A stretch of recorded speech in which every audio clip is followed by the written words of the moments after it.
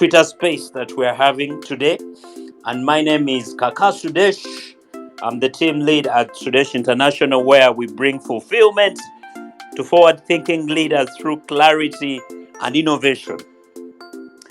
Okay, so today I want to touch something that this is not for everyone. And some will like it, some won't like it. I'm going to offend some, but I'm also going to empower some.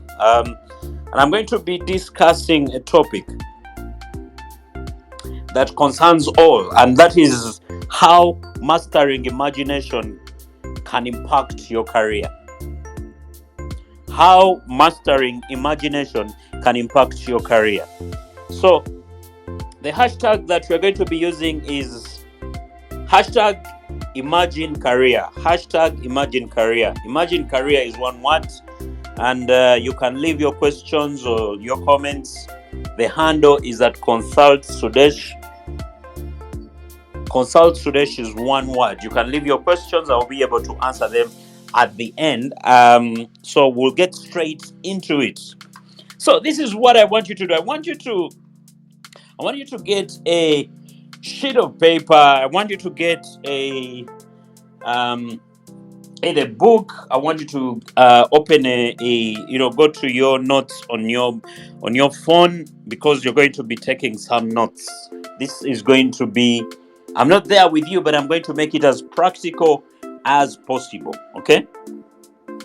All right. So if you're ready with that, you give me a thumbs up. You do something. I just want to know that we are good to go.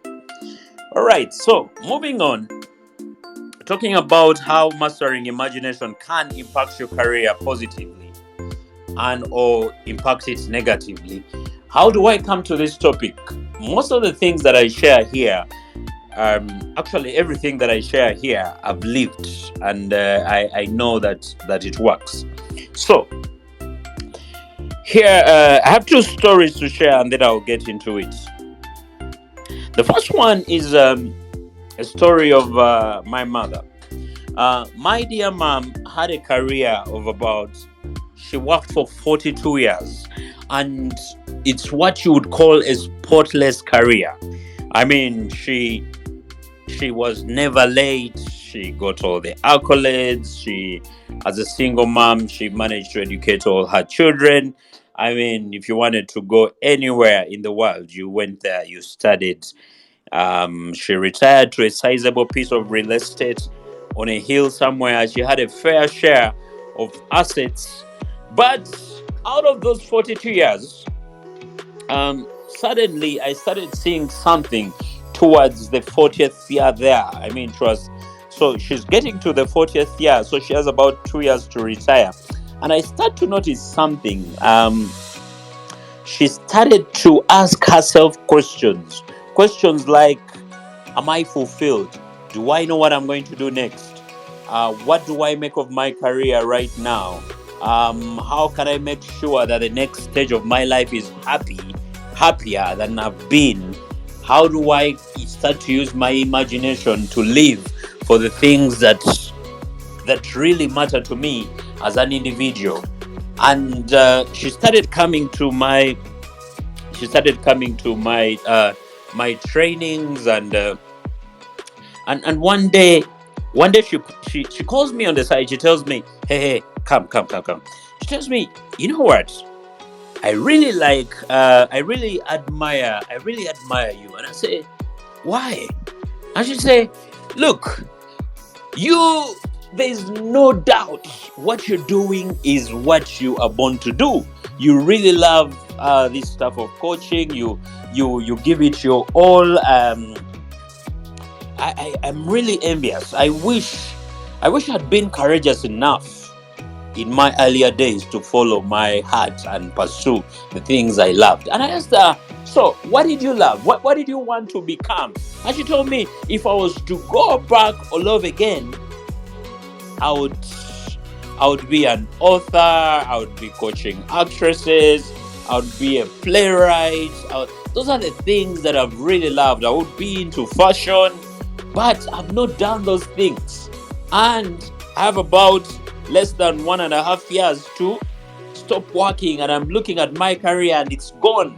I mean, my mid 60s and 42 years of my life is gone just like that. Okay. And I became a coach to my own mother and started coaching her, telling her that, what, everything is okay. You can restart. It's never too late. You know about the story of the KFC guy. Da, da, da, da, da, da. Sadly, she got to pass away without really living the largest part of her life that she loved. She had just started going into fashion and everything, and her life came to a demise. And the reason I tell you that story is because, guys, ladies and gentlemen, you do not have forever. I mean, your career, however long it is, it's going to have to come to an end at some point. And you're going to have to ask yourself, did I live to the fullest? Was I fulfilled doing these things, or I'm doing them because of the children? I'm doing them because of my spouse. I'm doing these things because of A, B, C, D. You have to ask yourself that question. So that is what I would call a predictable career. You live a career based on what society has designed for you. You become it's when I look at it, I can detect it. It has a beginning, it has an end, and you go through different stages. On the contrary, there is another story I want to share with you. And this story is about the richest man in Africa. His name is Aliko Dangote. Aliko Dangote was born to a wealthy family in Nigeria in the 1940s. This family was wealthy from the 1940s, and that is the Entatas. If you want to research and do, just go and check out the Ntata family in Nigeria. They were incredibly rich from the 1920s. So this guy is born into a wealthy family, the Entatas, and his father dies at the age of 8. Gets to leave him with some sort of inheritance. He grows up like all of us grow up. He goes to Egypt to study, and he comes back. So imagine this: he's around 21 years old. He has finished university in Egypt, and is back in Nigeria. And though he was born in a wealthy family, he did not have money on himself. Everything that he had inherited at the age of 8, of course, at the age of 8, you're a minor. Everything that he had inherited was not there. How? I don't know. Okay, so he has to start from scratch, and he saw an opportunity. Starting his business career, he saw an opportunity of being a dealer in cement. So he knew that people were constructing, so he would buy cement from the manufacturers and go and sell it, just like you have this hardware. So that is what he was doing. Little did he know that one day, as he's doing all this, he was doing this with his uncle. Okay, little did he know that one day his life is going to change and his career is going to become unpredictable, and is going to take dimensions that he had never thought about. Remember, I'm talking about how mastering imagination can impact your career positively. Dangote, one day, a story is told. One day he's on a flight. I think it was coming from it was from Abuja, flying to Lagos. Okay, now he was on a flight with 2 assistants of his, and they were going to do business in Lagos. Yeah. So he's on the flight, and they're about to take off, and there's another. There had been a crusade in Abuja by a man of God. I think Idahosa and the Osborns. Okay, so the Osborns needed to fly to Lagos. They want to fly to Lagos, get on the flight. They go to, they get to the airport, and guess what? The plane is full. They hadn't booked. Idahosa, being bold, walks onto the, he drives his car in front of the plane and parks his Mercedes Benz. He gets in. Everyone knew him. He said, you know what? I have two people here, this lovely couple. They need to go to Lagos, and they have to preach there, and I need 2 seats. And everyone looks at him and say, man, can't you see that the plane is full? Dangote stands up and says, no, it's okay. He tells the assistant, a lady, and then another assistant, the gentleman, he tells them, you guys, get off the plane, go book other, you can catch other flights tomorrow. Let these people sit. Those, the Austins, I think, the Austins sit, and the Idahosa tells Dangote that because of what you've done, you are going to have a very unpredictable career, bigger than what you imagine. Now, my point is not to prove to you whether you believe in God or you don't believe in God. My point is not to convince you to believe in God. No, my point is to show you that careers, there are two parts of career progression, and each one of us is on one of those sides. Okay, 2 parts.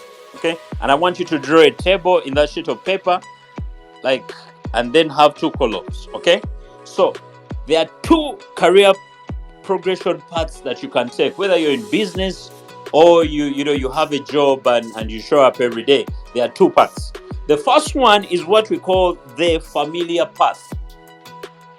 Okay, so on top of the sheet, on one column, write familiar path. On the other column, the second column, write unfamiliar. So I'll connect all these stories, don't worry.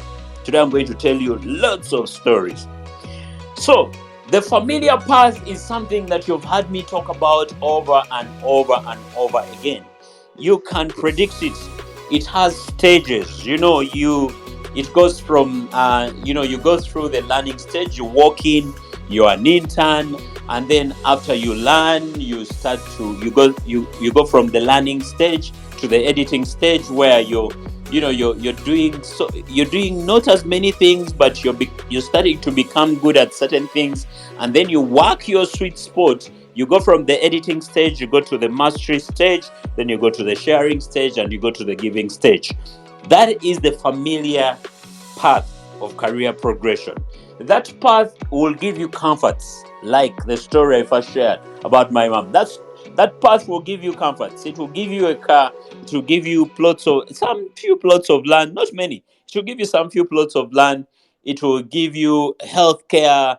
It will take your children to school. It will give you the comforts of life. It's predictable. That's what it is. That is the familiar path. However, that is not going to cause fulfillment. What ultimately causes fulfillment is the unfamiliar path. And the unfamiliar path of a career is, you can look at it in that second story that I just shared with you of Aliko Dangote. Oh, by the way, he's the richest man in Africa. Is worth $15.6 billion.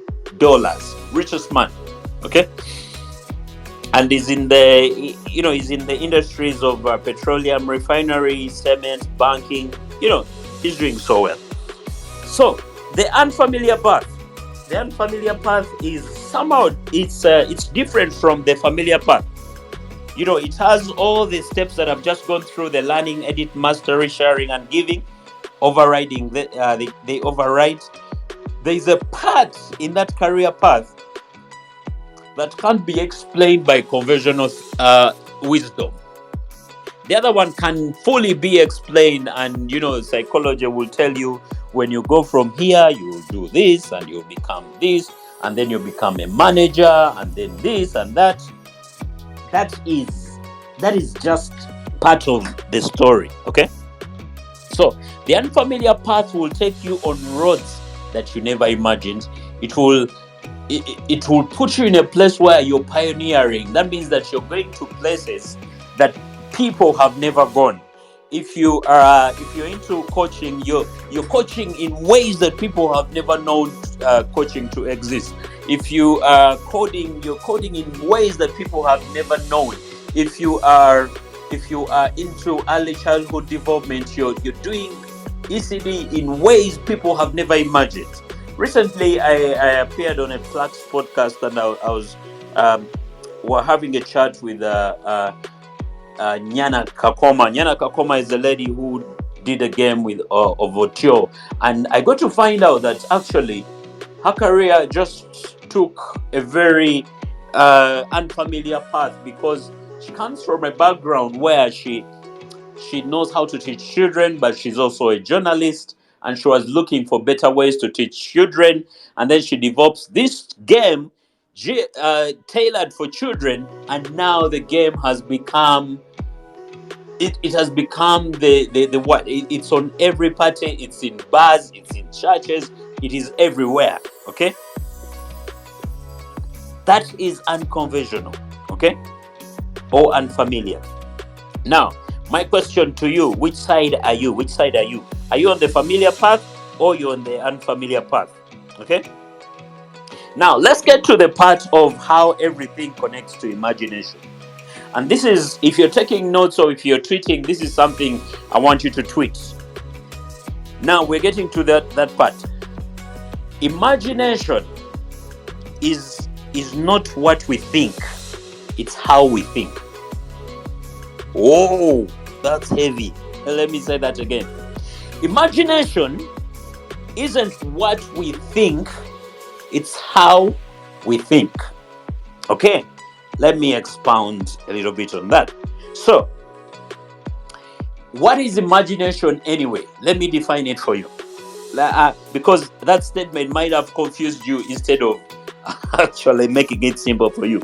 So, I want you to write the word perception and then put a dash. Have you done that? Yes, I can see you doing it. That's good. So you write perception, then you put a dash, then you put understanding.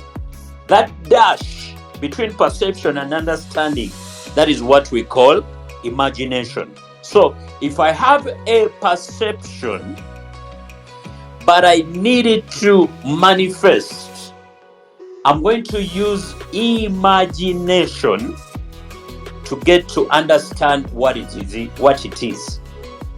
Sounds complicated? I'm going to make it easier. Don't worry. Okay? So, here is what I want you to do. I want you to pause for 30 seconds right now and imagine what your career is going to look like over the next 30 years. So today is this is 2023, okay? 30 years from now, you know what the year will be? Yeah? The year will be 2053. So I want you to imagine it's 2053 and you've had about 40 years, you've had about 45 years, you've had about 25 years. No, you can't have 25 years. You've had at least 30 years of your career.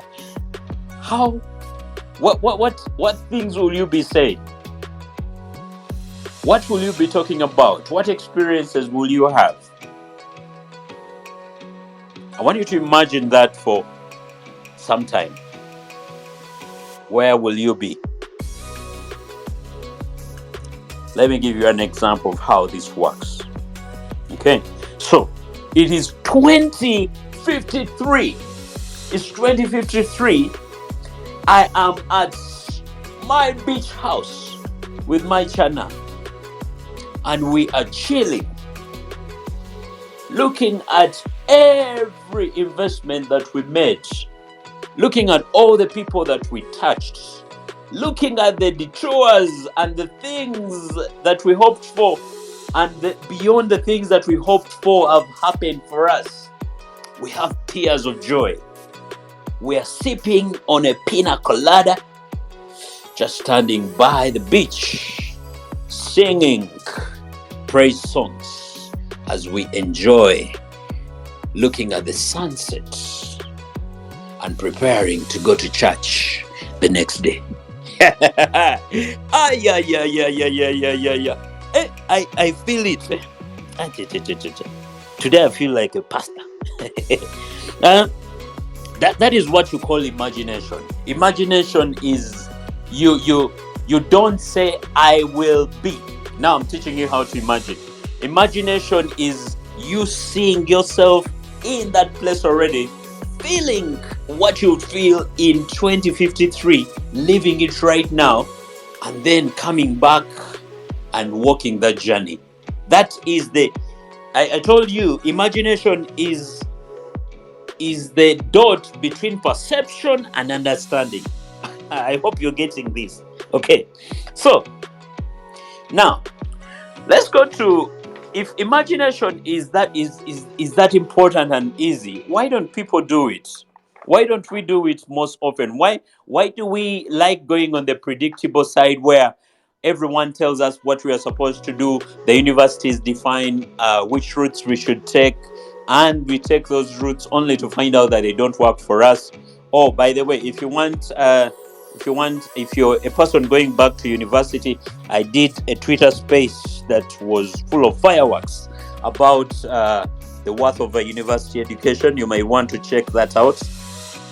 Okay, going back to this, if imagination is that simple, and I've just showed you a glimpse of what imagination can do in impacting your career, I'll show you one other practical tool, and then we proceed.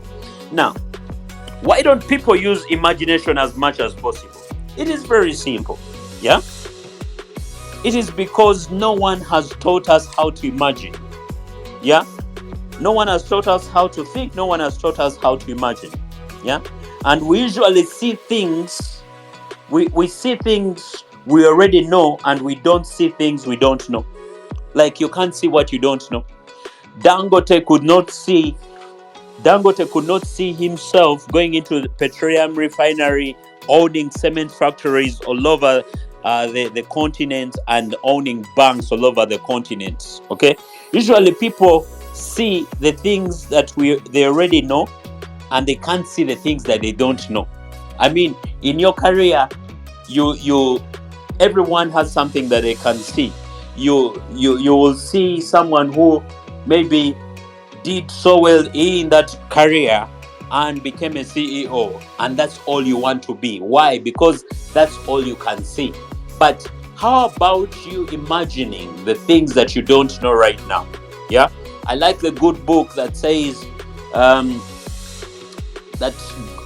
God has given us things that no ear has heard, no eyes have seen. Okay, but how do you get to that place?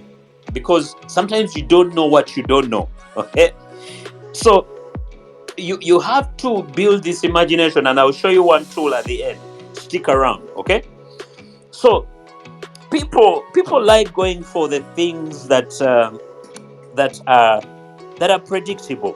Yeah, and they think in predictable terms. Like, I was checking recently, you'll be amazed that most people, given a chance, if you put tall people and you put short people without them uttering a word, and you ask them to vote, people would vote tall people over short people.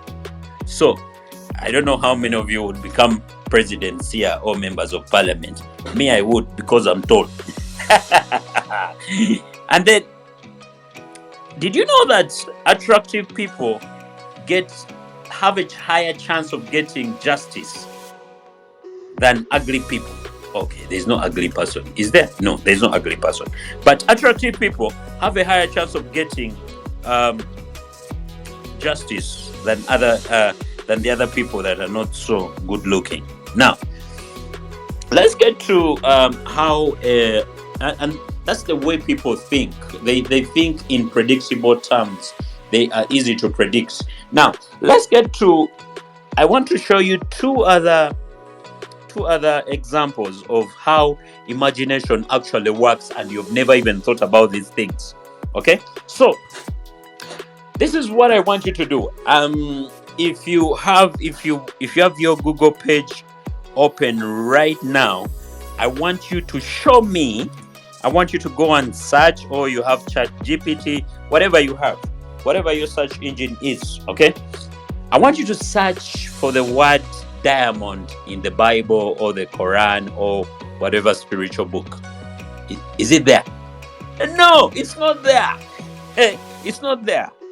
Diamonds are a creation of people's imagination. So here is the story. The year is 1870. Okay, and they discovered diamonds in India and South Africa. They discover sorry about that. They discover diamonds in Brazil, India, and South Africa. And so a group in South Africa creates what they call the British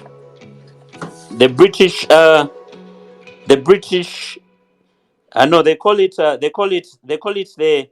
create a cartel called the De Beers Consolidated Mines Limited, and they control the distribution, the piling, and the supply of diamonds all over the world.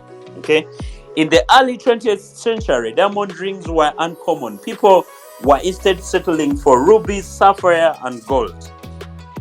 Fast forward, the year is 1919. Diamonds, the De Beers Consolidated Mines Limited, which was the cartel that was managing the diamonds, they started to associate diamonds with romance, with wedding proposals, with high quality motional pictures. And the notable one, of course, was played by Marilyn Monroe. Most of you would never know who she is. She was a star back in the day. Okay, and she featured in the movie called The Diamonds, a girl's best friend. Okay, and these guys, the British, they were living in South Africa. The De Beers brothers, they flew in Queen, should have been Queen Victoria back then, not Queen Elizabeth. They flew in Queen Elizabeth, the mother of Victoria, the one who passed away. They flew her into South Africa to visit the mines and put all this opulence in state, and the price of diamonds went above the price of gold. So between 1938 to 1947, that's a space of around 9 years, diamonds became more expensive than gold, became more expensive than rubies, became more expensive than sapphire. Okay, and from then onwards, they've never looked back. So right now, if I was to tell you that diamonds are, that charcoal that you use for nyama choma, okay, you put it under pressure, compress it for a couple of years. That is what diamond is. Now, you see how people are using their imagination over a period of so many years, yeah, and they are using their imagination because they have a perception, and they need to connect it to. They have a perception that they need to connect to an understanding, and they created something that did not exist before. They created a beautiful stone called diamonds. That is the work of imagination. That is where you should go, where you create something that has not existed before. Now, let me show you another example. Another example is most of you, actually every one of us did arithmetic, okay? And in arithmetic, there is 1 plus 1 is what? 2. 1 represents some value and 2 represents some value, right? But if you look at the numerology, of the Europeans, of the Greek, there's no. If you look at if you remember the Roman numerals, there's nothing like 0. There's nothing like 0. 0 Zero was actually invented in the 12th century by an Italian called Fibonacci. Okay. Now, here is the interesting thing. Zero means nothing. All right. Do we agree up to there? Okay. Now, zero means nothing. However, I want you to write $1,000,000. Okay. If you write $1,000,000, you're going to write one and then 0000000. Those are 6 zeros. How can nothing? Zero means nothing. Why is nothing representing so much value? It's a work of imagination. It's a work of imagination. I bet you've never thought about that. So you can see from all these stories, from Dangote, from how diamonds came to be, from through the use of zero, that it is possible to have a perception, use your imagination, and then create an understanding and create something that never existed before, and create something that is unpredictable, something that is going to give you fulfillment, that is going to create a legacy for you, for your children, and your children's children. Okay. Now, I showed you how to imagine, but I want you to leave you with something practical. So here is what I want you to do. I want you to write down what you're doing right now. Okay. So imagination has three dimensions. The first dimension is what we call the basic dimension, and then you have the strategic dimension and the broad dimension. So I want you to write what you're doing as of now. Basic terms. Okay. If you're a teacher, write teacher. If you're a coach, write coach. If you're a website developer, do the same. Write down what you're doing. That is basic terms. Okay. And I'm going to show you how to imagine that beyond what you've ever thought about. Okay. So I've given this example before, but I'll give it again. So let's look at an example. Let's look at MTN. MTN, in basic terms, is a telecommunication company. Yeah, MTN is one of the biggest telcos in Uganda, for those of you that are tuning in from other parts of the world. So MTN, in basic terms, is a telecommunication company. In strategic imagination terms, they are in the business of connecting you everywhere you go. So if I go to a petrol station, I can use MomoPay. If I go to a hospital, I can use MTN. If I want to call, I can use MTN. If I want to send something to the people in the village, I can use MTN. They are in the strategic terms.